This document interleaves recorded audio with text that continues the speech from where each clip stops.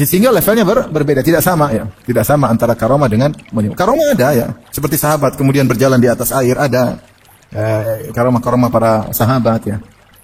Tapi mukjizat levelnya luar biasa. Seperti Al-Quran, siapa yang menyaingi Nabi Shallallahu Alaihi Wasallam? Langsung Allah turunkan firman-Nya kepada Nabi Muhammad Shallallahu Alaihi Wasallam. Di antara mukjizat Nabi adalah Isra dan Mi'raj. Dalam satu malam Rasulullah Isra Mi'raj.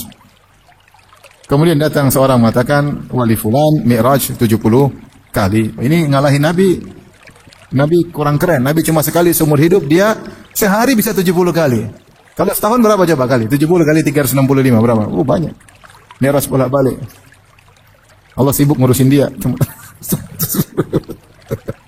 Subhanallah. Ini dia tentu tidak bermaksud merendahkan Nabi, tapi konsekuensinya ini adalah merendahkan mukjizat Nabi. Nabi cuma sekali, ini 70 kali. Datang bilang Nabi cuma sekali. Mbahku 70 kali, wah repot. Ini kan mbah saya yang bisa 70 mbah saya. Daripada Rasulullah cuma sekali.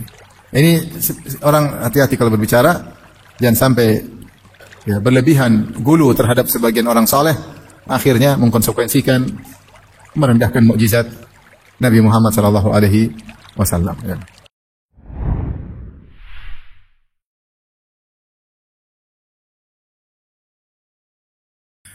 Allah juga menyebutkan sebagian orang Quraisy dahulu ketika mereka berbicara di antara mereka, mereka pun ragu, kata mereka, apakah Allah tahu semua pembicaraan kita?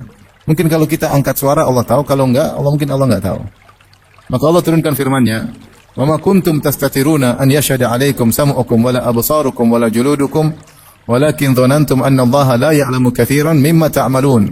Wa dzalikum dhannukum bi rabbikum ardaakum ya, fasbahtum minal khasirin."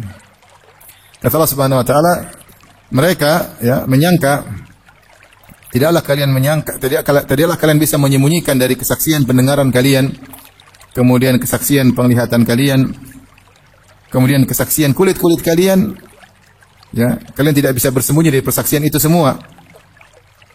Akan tapi kalian menyangka bahwasanya Allah tidak mengetahui banyak yang kalian lakukan. Wa dzalikum dhannukum alladzi dhanantum bi rabbikum. Gara-gara persangkaan kalian tersebut, ardakum buat kalian binasa, fa asbahtum minal khasirin, maka jadilah kalian termasuk orang-orang yang merugi. Artinya kalian masuk neraka gara-gara ucapan ya.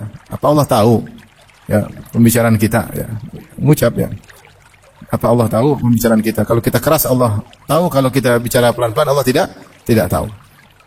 Sehingga Allah mengatakan wa dzalikum dhannukum alladzi dhanantum bi rabbikum. Itulah persangkaan kalian terhadap Rabb kalian, ardakum buat kalian binasa. Contoh lagi dalam Al-Qur'an, Allah sebutkan tentang orang yang bercanda gara-gara mengejek ya, para sahabat. Ketika perang Tabuk ada sebagian orang-orang kemudian mengejek para sahabat, mereka mengatakan unzuru ila haula'i qurraikum, lihatlah itu ahli baca Quran kalian. Ya. Arghabu butunan, hanya semangat makan, kemudian penakut, diejek. Ejek sahabat-sahabat Nabi sallallahu alaihi wasallam. Maka turun ayat menegur mereka. Qul abillahi wa ayatihi wa rasulihi kuntum tastahzi'un la ta'tadiru qad kafartum ba'da imanikum. Ya. Allah tegur, apakah kalian mengejek ya, Allah dan Rasulnya dan ayat-ayatnya, ya kalian mengejek. Ya, la ta'tadiru, jangan minta maaf. Qad kafartum ba'da imanikum.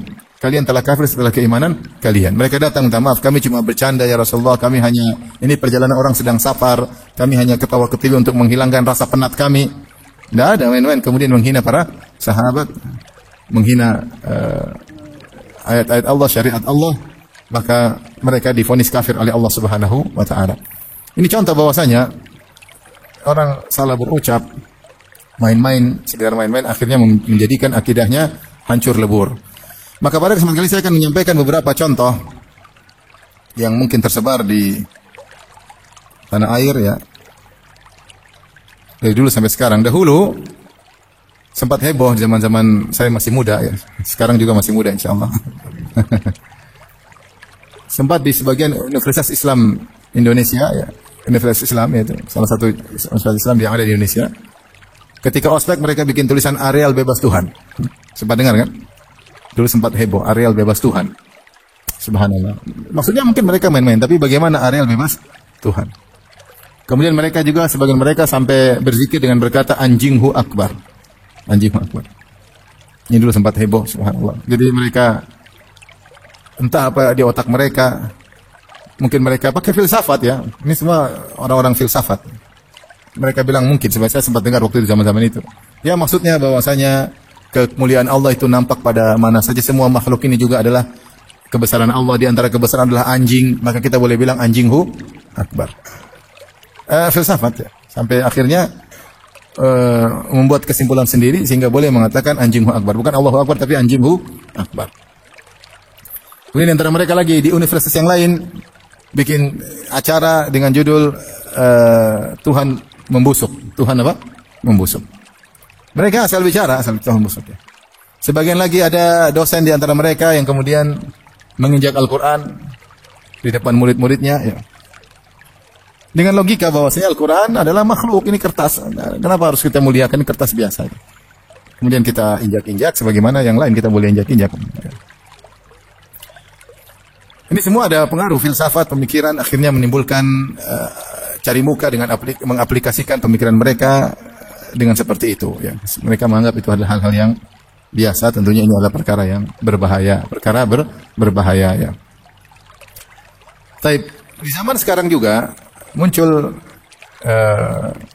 ucapan-ucapan atau perbuatan yang nekat tanpa dipikirkan terlebih dahulu ya. Yang penting kebebasan berekspresi, kebebasan mengutarakan ya. Mengutarakan tanpa ilmu ya. Sembarangan ya. Anehnya kalau kebebasan mengutarakan untuk urusan selain agama orang tidak berani. Siapa yang berani sok bicara tentang fisika kalau enggak dia bisa sama ulama ahli apa? Fisikawan.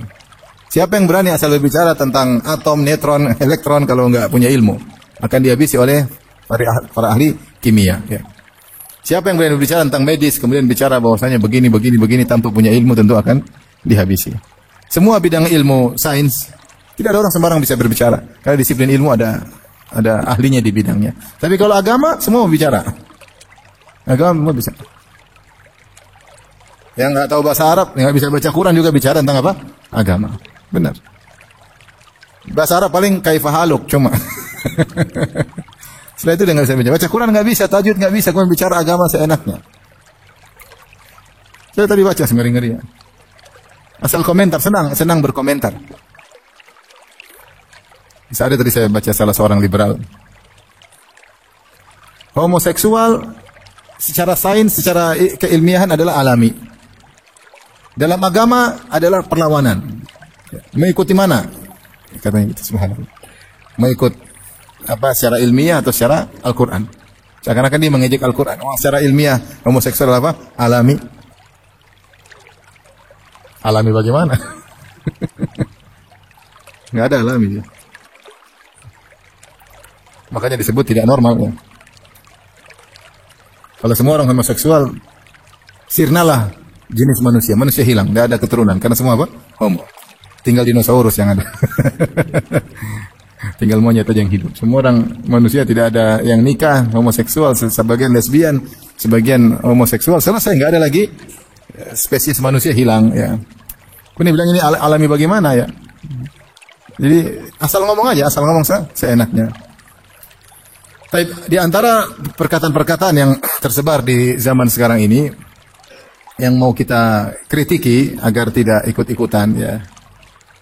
Contoh seperti sebagian orang mengatakan ada wali fulan dalam sehari atau dalam sehari semalam bermi'raj kepada Allah 70 kali ya. 70 kali. Ini kelihatannya sepele tapi tidak sepele. Ini tidak sepele. Kenapa saya kata tidak sepele? Karena ini bentuk secara tidak langsung meskipun mereka tidak menduga hal ini. Tapi ini adalah bentuk merendahkan mukjizat Nabi sallallahu alaihi wasallam. Karena di antara mukjizat Nabi yang luar biasa yang menjadikan Nabi diragukan oleh orang-orang kafir Quraisy ketika itu. Sampai sebagian ada yang murtad, sampai ada yang menjadikan ini bahan hinaan kepada Nabi sallallahu alaihi wasallam karena mereka tidak percaya menurut logika mereka adalah peristiwa apa? Isra wal Mi'raj. Al-Isra wal Mi'raj. Yang Allah abadikan dalam Al-Qur'an.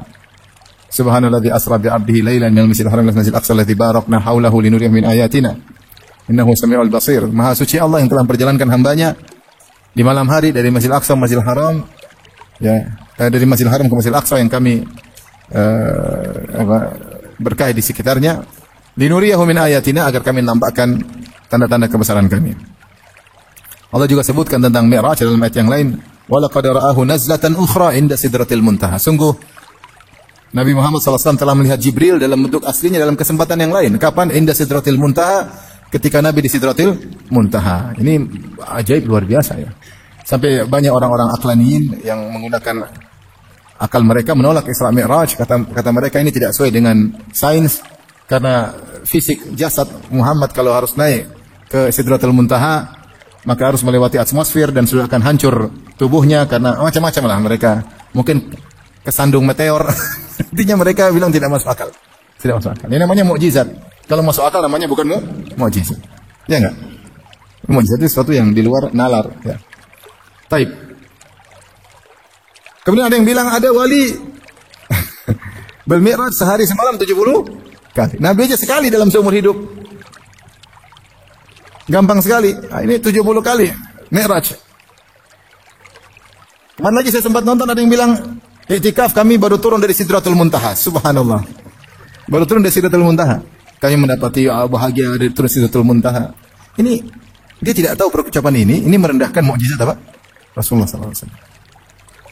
Ini dibangun sebagian orang-orang Asy'ariyah yang berpandangan seperti ini dibangun karena memandang bahwasanya karamah sama dengan mukjizat. Saya sering sampaikan hari ini bahwasanya karamah dan mukjizat sama dalam satu sisi, beri dalam sisi yang lain. Samaannya adalah sama-sama min khawariqil adah, itu kejadian luar biasa. Karamah kejadian luar biasa, mukjizat juga kejadian luar biasa, tapi secara level berbeda. Contoh di antara karamah para wali yang Allah sebutkan dalam Al-Qur'an misalnya yang dialami oleh Maryam. Zakaria ketika bertemu dengan Maryam kata Allah, "Kullama dakhala alaihi Zakaria al-mihraba wajada 'indaha rizqa, qala ya Maryam anna laki hadha?" Qalat huwa min indillah. Innallaha yarzuqu man yasha'u bighairi hisab. Setiap kali Zakaria masuk menemui Maryam sedang di mihrabnya tempat ibadahnya, tiba-tiba mendapati makanan padahal Maryam tidak keluar cari makan. Makanan datang sendiri. Kemudian makanan tersebut aneh. Pertama datang sendiri, yang kedua Allah datangkan makanan buah-buahan yang ada di musim dingin Allah hadirkan di musim panas, atau sebaliknya buah-buah yang di musim panas Allah hadirkan di musim dingin. Maka Zakaria bertanya, "Anna laki hadza?" Dari mana? Maka Maryam berkata, "Qalat huwa min indillah." Dari Allah. Ini namanya apa? Karamah. Ajaib. Tapi kalau mukjizat levelnya lebih tinggi. Ini dijelaskan oleh Ibn Taimiyah dalam kitabnya An-Nubuwat. Maka tidak benar penyamaan antara karamah dengan mukjizat. Mukjizat Nabi SAW makanan sedikit jadi banyak. Sedikit jadi apa? Banyak. Ini mukjizat. Ya. Sedikit jadi banyak. Ini tidak pernah dialami oleh para wali manapun. Karena levelnya berbeda. Ya. Berbeda. Sehingga levelnya berbeda. Tidak sama. Ya. Tidak sama antara karamah dengan mukjizat. Karamah ada ya. Seperti sahabat kemudian berjalan di atas air. Ada karamah-karamah para sahabat ya.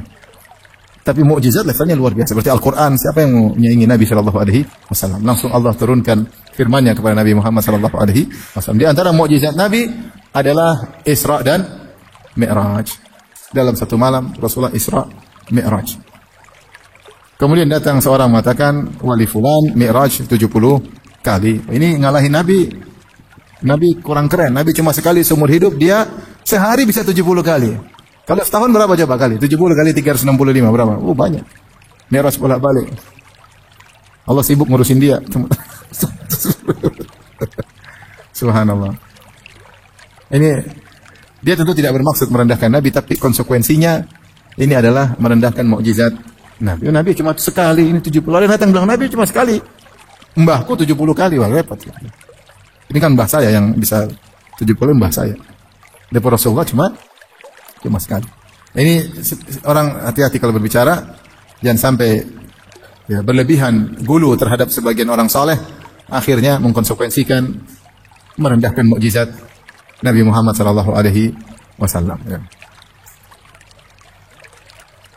Contoh lagi, tersebar sebagian perkataan, tentu mungkin tujuannya baik, tapi berlebihan terhadap seorang wali yang dianggap wali.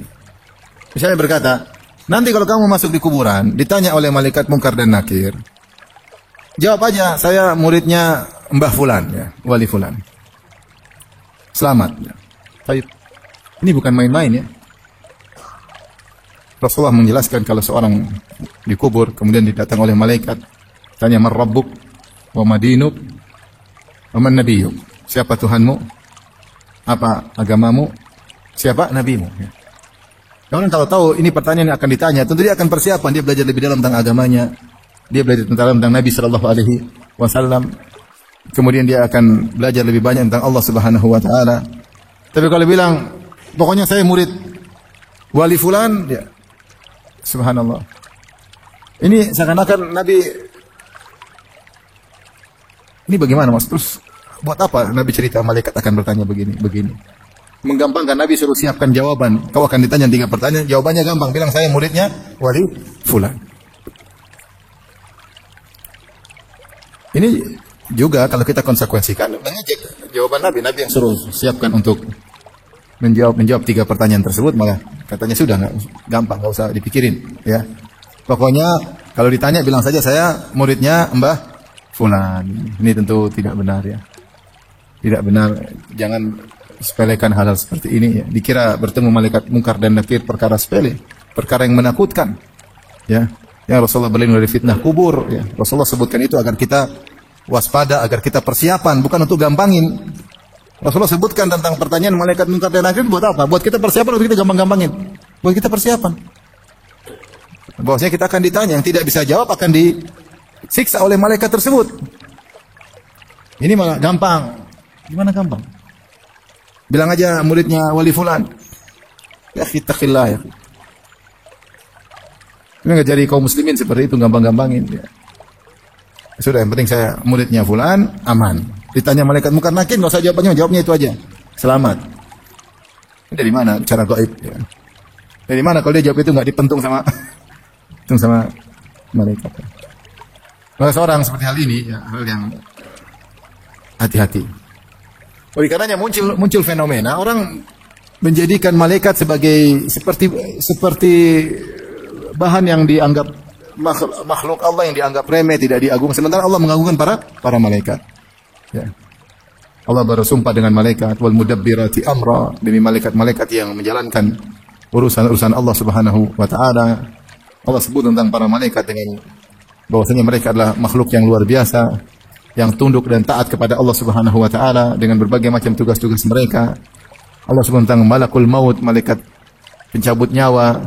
Kemudian tentang seorang bicara tentang malaikat seperti jadi bahan mainan. Ini tidak boleh ya. Tidak boleh. Seperti dulu saya pernah dengar ada seorang wanita mengkritik hadis, ya. Dan dalam hadis yang sahih Rasulullah SAW bersabda, "Idza da'a ar-rajulu imra'atahu ila firashihi fa'abat fabata ghadban la'anathal malaikatu hatta tusbih." Kalau seorang laki mengajak istrinya untuk berhubungan di malam hari, lantas sang wanita tidak mau, tanpa udzur syar'i tidak mau, maka wanita ini akan dilaknat oleh malaikat sampai pagi hari. Kemudian dia komentar, apa urusan malaikat ikuti urusan rumah tangga? Jadi, maksudnya dengan mudahnya dia ngomong gitu, ngapain malaikat ikut campur urusan apa rumah tangga?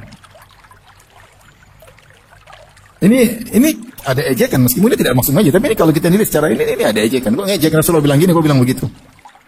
Malaikat ngapain ikut campur urusan rumah tangga? Ini contoh ngejek ya. Atau jadikan malaikat seperti bahan lelucon, ya. Nanti di neraka begini, malaikat bingung, malaikat kaget. Misalnya kadang-kadang malaikat dijadikan bahan candaan, ya. Dijadikan bahan candaan. Ya. Dia pikir neraka perkara untuk main-main, ya. Untuk jadi bahan candaan. Orang sebut neraka itu untuk agar takut kepada Allah, bukan untuk main-main. Sehingga ketika orang berbicara tentang neraka sambil ketawa ketiwi, orang tidak rasa takut, ya. Jadi bahan lelucon. Neraka jadi bahan lelucon, malaikat jadi bahan lelucon. Harusnya kita mengagungkan apa yang diagungkan oleh Allah Subhanahu wa taala, ya. Seperti malaikat itu sering jadi bahan apa? Jadi bahan omongan yang buruk, ya. Ada lagi yang mengatakan ada seorang sedang disiksa oleh malaikat mungkar dan nakir. Kemudian dia dikubur di samping kuburan wali. Walinya lagi zikir di kuburan, terganggu. Gara-gara ini orang teriak-teriak terus, aduh tolong, aduh. Akhirnya wali tegur malaikat mungkar dan nakir, jangan siksa dia, saya nggak bisa zikir.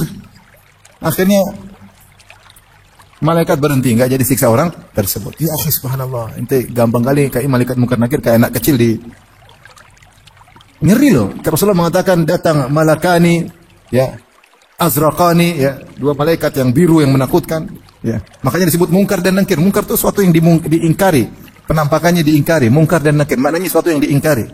Aswadani azraqani, hitam dan biru, mengerikan. Kemudian jangan saya lagi zikir kan. Kemudian timbul akidah, kalau kita dikubur dekat kuburan wali aman. Kenapa? Kalau ada malaikat mungkar nakir mau datang, takut sama wali. Malaikat mungkar nakir ya Rasulullah sebutkan agar kita ini takut, agar kita persiapan tentang ngerinya adab kubur, dijadikan bahan mainan. Apalagi dijadikan keyakinan.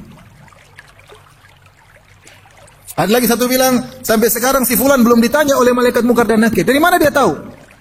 Kata dia karena orang datang berkunjungan mengunjungi terus malaikat mungkar dan nakir nunggu orang selesai. Enggak selesai. Sampai sekarang belum ditanya oleh malaikat mungkar dan nakir. Ya, ente bicara malaikat mungkar dan nakir, ente jadikan candaan seperti itu. Dari mana ente tahu dia belum ditanya oleh malaikat mungkar dan nakir? Kata dia sampai sekarang. Sudah bertahun-tahun belum ditanya. Ini kan hal gaib. Dari mana kau tahu? Dari mana kau tahu? Kau pernah masuk kuburan ketemu malaikat mungkar nakir? Dari mana kau tahu? Maksudnya candaan. Tapi janganlah jadikan malaikat sebagai bahan apa? Candaan.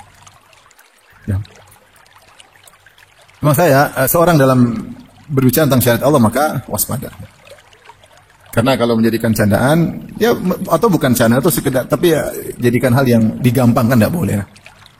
Tidak boleh kita menggampangkan simbol-simbol agama. Di antara simbol agama malaikat.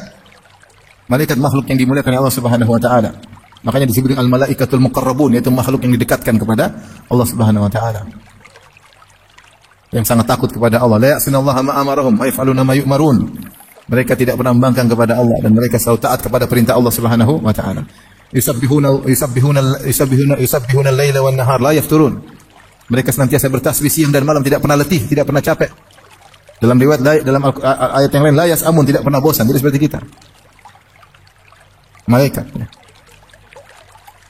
Dahulu seperti ini dilakukan oleh Abu Jahal. Abu Jahal dulu ketika turun firman Allah, alaiha tis'ata asyar.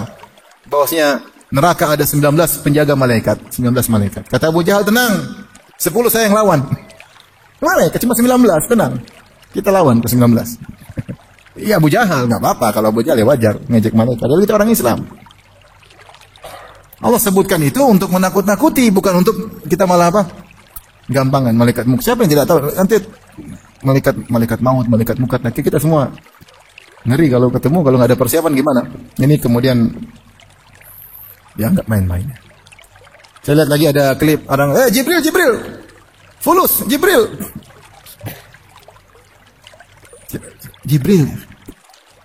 Saking mulianya Jibril sampai orang Nasara menjadikan dia Tuhan Ruhul Kudus. Ini malah dia ya Jibril. Saya sudah ngomong sama Jibril. Ada yang Jibril fulus. Syirik masa minta fulus sama Jibril. Dia minta sama Allah atau sama Jibril. Jibril bukan malaikat penurun fulus. Jibril itu pembawa wahyu, bukan penurun apa? Fulus. Ini akibat tidak belajar. Gampang. Jibril turun. Ada dikit lagi seorang di sampingnya ada dianggap wali pakai bahasa Jawa. Jibril mudun katanya. Mudun apa bagaimana bahasa? Ya, Jibril alaihissalam yang menyertai para nabi. Nabi Adam, Nabi Nuh disertai oleh Jibril yang menemani para nabi, yang menolong para nabi, yang dirindukan oleh Nabi Muhammad SAW, yang menemani Nabi Isa, Nabi Musa. Ketika datang wahyu kepada Nabi Muhammad SAW, kemudian Khadijah datang memberitahu kepada Waraqah bin Naufal, maka dia berkata, "Hadzan namus alladzi unzila ala Musa." Inilah Jibril yang pernah Allah turunkan kepada Nabi Musa dengan penuh pengagungan, penghormatan. Ini Jibril fulus. Saya nggak tahu kenapa mereka bisa begitu, nggak tahu. Pendidikan akidah kurang. Ya. Apa kalau kajian hanya ketawa ketiwi? Ya. Bisa juga nggak tahu. Ini syariat Allah, simbol-simbol Allah yang Allah agungkan, makhluk yang Allah agungkan. Ya. Allah agungkan Jibril dalam banyak Al-Quran, banyak dalam ayat. Allah sebutkan tentang agungnya Jibril alaihissalam. Muta'un sama amin. Dia adalah pemimpin para malaikat. Ditaati dan terpercaya, amanah. Kemudian Jibril sini. Subhanallah. Jadi malaikat ini sering jadi bahan apa? Candaan. Oleh sebagian orang yang kurang mengagungkan syariat Allah Subhanahu wa taala. Tapi di antara Assalamualaikum warahmatullahi wabarakatuh. Sampai jumpa kembali di World Islam Channel.